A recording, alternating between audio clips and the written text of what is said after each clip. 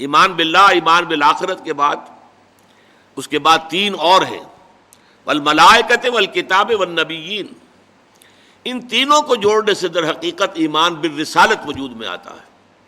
ملائکہ ہیں جو وحی لے کر آتے رہے ہیں انبیاء اور رسل کے پاس، اس وحی کا ریکارڈ ہوا ہے کتابوں کی شکل میں، اور جن کے پاس وہ وحی آئی ہے وہ نبی ہے۔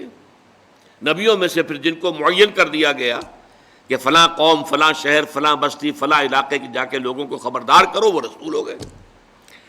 یہ رسالت کا ذکر نیکی کے ضمن میں کیوں آیا ہے؟ بڑی گہری بات ہے۔ نیکی بھی ایک جذبے کے طور پر انسان میں ابھرتی ہے، اور بسا اوقات جیسے دوسرے جذبات جو ہیں وہ غیر معتدل اور غیر متوازن ہو جاتے ہیں، ایسے ہی نیکی کے جذبے کے بارے میں اندیشہ ہوتا ہے کہ وہ غیر متوازن اور غیر معتدل ہو جائے۔ چنانچہ قرآن مجید میں سورہ حدید میں جو ہمارے اس منتخب نصاب کی آخری صورت ہے، اس میں واضح کیا گیا ہے حضرت عیسیٰ علیہ السلام کے پیروکاروں نے رہبانیت ایجاد کر لی۔ ظاہر بات ہے نیت تو بری نہیں تھی، اللہ سے لو لگانی ہے، کیا دنیا کے بکھیڑوں میں پڑے، کیا شادی بیاہ کریں، کیا اہل و عیال کا جو ہے کھکیڑ مول لے، پھر اللہ کے ساتھ لو نہیں لگا سکیں گے۔ اس جذبے کے تحت انہوں نے رہبانیت ایجاد کر لی، لیکن خلاف فطرت بات تھی بالکل، کیونکہ فطرت کے خلاف گویا کہ دھینگا مشتی کر رہے تھے۔ اس لیے کچھ لوگ تو ہے کہ جو پابند رہے، جو پابندیاں اپنے اوپر لگا لی تھی ان کو انہوں نے نبھایا، اور کچھ لوگ وہ ہیں کہ جو اندر خانے جو ہیں ان کی خلاف ورزی بھی کرتے رہے۔ کرسچین مناسٹریز جو تھیں، یہ راہب خانے، ان کے تہخانوں کے اندر حرامی بچوں کے قبرستان بنتے چلے گئے، اور آج دنیا میں آ رہا ہے۔ رومن کیتھولکس پیس کے بارے میں جو ان کا کچا چٹھا آج پوری دنیا میں ٹیلی ویژن کے ذریعے سے عام ہو رہا ہے۔ ابھی کل ہی کی خبر تھی کہ ایک بہت بڑے اس نے بشپ نے استعفیٰ دیا ہے اپنا، اور پوپ نے اس کا استعفیٰ بھی منظور کر لیا ہے۔ یہ سب کچھ کیوں ہو رہا ہے؟ کہ تم فطرت کے خلاف چلنا چاہتے ہو۔ لہذا نیکی کے لیے ایک ماڈل کی بھی ضرورت ہے کہ جس کے حوالے سے انسان دیکھے کہ نیکی کا جذبہ کس حد تک رہنا چاہیے۔ بسا اوقات انسان میں جذبہ ابھرتا اپنا سب کچھ اللہ کی راہ میں دے دوں، لیکن یہ جذبہ جو ہے ہو سکتا ہے کچھ ہی عرصے کے بعد آپ پر پچھتاوا طاری ہو جائے، یہ میں کیا کر بیٹھا۔ حضور کی زندگی کے، حیات مطہرہ کے متعدد واقعات ہیں کہ ایک صحابی آتے ہیں، میں اپنا سب کچھ اللہ کی راہ میں دے دینا چاہتا ہوں۔ حضور نے فرمایا نہیں، تم اپنی اولاد کو فقیر بنا کر چھوڑ کے جانا چاہتے ہو دنیا سے؟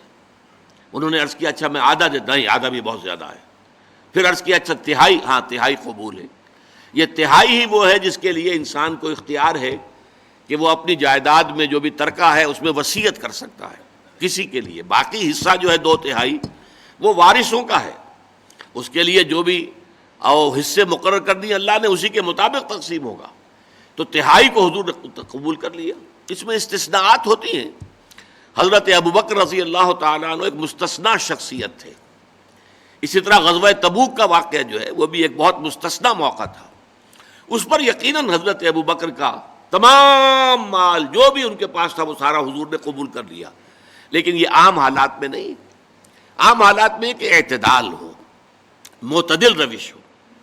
چنانچہ صحابہ کرام میں سے بھی بعض کے اندر عبادت کا جذبہ اتنا ابھرا، یہ بخاری شریف کی روایت ہے، اور 3 اشخاص نے آپس میں یہ طے کیا کہ چلے ذرا ازواج مطہرات جو حضور کی بیویاں ہیں امہات المومنین، ان سے چل کر معلوم کرتے ہیں حضور مہینے میں کتنے روزے رکھتے ہیں نفلی، اور کتنی رات کا کتنا حصہ آپ عبادت کرتے ہیں۔ اب گئے ازواج مطہرات نے جو کوئی حقیقت تھی بتا دی۔ حضور کی زندگی تو کھلی کتاب تھی، اس میں کوئی شے چھپی ہوئی نہیں تھی، کوئی راز نہیں تھا۔ انہیں وہ کچھ کم معلوم ہوا کہ حضور کا مقام اور مرتبہ، اور صرف یہ کہ فرض کیجئے رات کے 2 گھنٹے آپ عبادت کر رہے ہیں، باقی آپ آرام بھی کرتے ہیں۔ مہینے میں 4 5 6 روزے آپ نے رکھے، باقی آپ جو ہے دن افطار میں کرتے۔ یہ ہے نفلی روزوں کا معاملہ، رمضان کے نہیں۔ رمضان کے تو سارے روزے ہر ایک کو رکھنے ہیں۔ تو انہوں نے آپس میں کہا کہ حضور کا معاملہ تو یہ ہے کہ اللہ تعالیٰ نے ان کے سب اگلے پچھلے گناہ معافی کر دیے ہیں، لہذا حضور کے لیے تو اتنی عبادت کافی ہے، ہم تو گناہ گار لوگ ہیں، ہمارے لیے یہ کافی نہیں ہے۔ ایک نے کہا میں پوری رات کھڑا رہوں گا، بالکل اپنے بستر سے کمر نہیں لگاؤں گا۔ دوسرے نے کہا میں ہمیشہ روزہ رکھوں گا، ہر روز روزہ رکھوں گا، کبھی ناغہ نہیں کروں گا۔ تیسرے نے کہا میں شادی بیاہ نہیں کروں گا، یہ کھکیڑ مول نہیں لوں گا۔ جس سے خام خواہ توجہ جو ہے اللہ تعالیٰ کی طرف سے ہٹ جائے۔ حضور کو خبر ملی، حضور نے بلایا، طلب فرمایا، اظہار ناراضگی فرمایا، اور بہت غیر معمولی بات ہے کہ آپ نے یہ فرمایا کہ دیکھو میں تم سب سے بڑھ کر متقی ہوں اور سب سے بڑھ کر جو ہے اللہ تعالیٰ کا عبادت گزار ہوں، لیکن میں رات کو سوتا بھی ہوں اور نماز پڑھتا بھی ہوں، میں مہینے میں روزے بھی رکھتا ہوں اور نہیں بھی رکھتا، اور میں نے شادیاں کی ہیں، میری متعدد ازواج ہیں۔ فَمَنْ رَغِبَ عَنْ سُنَّتِي فَلَيْسَ مِنِّي، تو جان لو جو میری سنت کو پسند نہیں کرے گا اس کا پھر مجھ سے کوئی تعلق نہیں ہوگا۔ یعنی یہ اعتدال ہے جو تمہیں برقرار رکھنا ہے، اس اعتدال کے ساتھ چلنا ہے۔ ماڈل لَقَدْ كَانَ لَكُمْ فِي رَسُولِ اللَّهِ أُسْوَةٌ حَسَنَةٌ، تمہارے لیے اللہ کے رسول صلی اللہ علیہ وسلم کی شخصیت کے اندر ایک نمونہ ہے۔ اس نمونے میں وہ توازن ہے، وہ اعتدال ہے کہ اس میں ترک دنیا بھی نہیں ہے، دنیا پرستی بھی نہیں ہے۔ حضرت عائشہ فرماتی ہے کہ حضور ہمارے مابین بیٹھے ہوتے تھے، پیار محبت کی باتیں ہوتی تھی۔ حضور کی جو نجی اور عائلی زندگی ہے، وہ ہمارے ہاں جو بعض لوگ ہیں جنہیں تقویٰ کا کچھ زیادہ ہی جن پر رنگ چڑھ جاتا ہے، بڑی خشونت سی ہر وقت رہتی ہے، طبیعت میں سختی آ جاتی ہے، گھریلو زندگی میں بھی پیار و محبت کا گزر نہیں رہتا۔ حضور کا معاملہ وہ نہیں تھا، آپ ازواج کی دل دہی کرتے تھے، دل جوئی کرتے تھے، محبت کرتے تھے، پیار کرتے تھے، بہت شفقت سے پیش آتے تھے۔ تو حضرت عائشہ فرماتی ہیں کہ ہمارے مابین بیٹھے ہوتے تھے اور یہ کہ جیسے ہی اذان کی آواز آتی تھی ایسے اٹھ کر چل دیتے تھے جیسے ہمیں جانتے ہی نہیں کہ ہم کون ہیں۔ یہ توازن ہے۔ اب اللہ کی پکار آ گئی، حی علی الصلاح، اب فوراً اٹھ جانا ہے۔ اب کوئی محبت دنیاوی، کوئی تعلق، کوئی کسی کی دل جوئی، یہ اب راستے میں آڑے نہیں آنی چاہیے، بلکہ فوراً اٹھ جانا ہے۔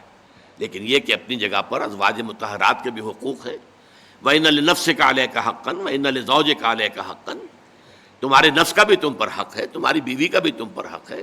زَوْجِكَ عَلَيْكَ حَقًّا، تم سے جو ملاقات کرنے کے لیے آتا ہے دوست ملاقاتی، اس کا بھی تم پر حق ہے۔ تو یہ توازن اور اعتدال جو ہے یہ ہمیں ملتا ہے پرفیکٹ ماڈل کی شکل میں، اور وہ ماڈل ہے کہ جو انبیاء اور رسول کے ذریعے سے ہمیں ملا۔